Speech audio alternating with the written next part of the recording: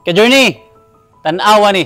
Basin mao ni ang next negosyo nga makapa-change sa imong income.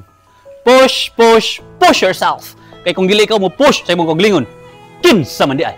Ka-journey, nakata sa lanaw, na ako i-share ninyo nga daghan kayong negosyante wala pa kabalo.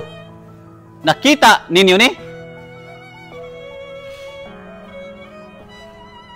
This right here, mao ni ang portable fuel dispenser. Og dili ni basta-basta kay 3 hoses ni og 3 compartments. 3,000 liters total capacity.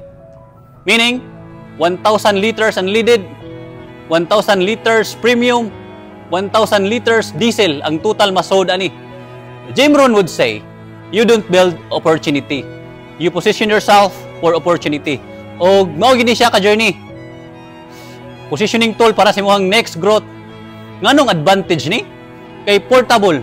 Kung hinay ang sell sa imong location, ibalhin rin nimo. Walay stress, walay lugi, walay hulat ta og swerte.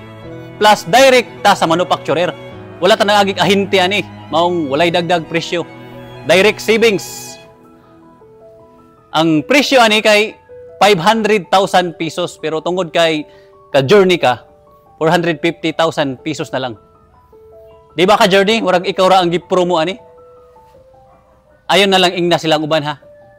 Previous pag yun, fireball extinguisher para safe, compliant o ready sa inspection. Imagine that amount. Building gamay o permits na lang kulang, makasugod na kag negosyo.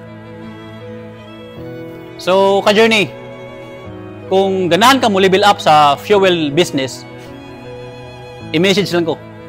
Ayaw hulata nga lain ang muuna sa imong opportunity. Trabaho, trabaho, trabaho.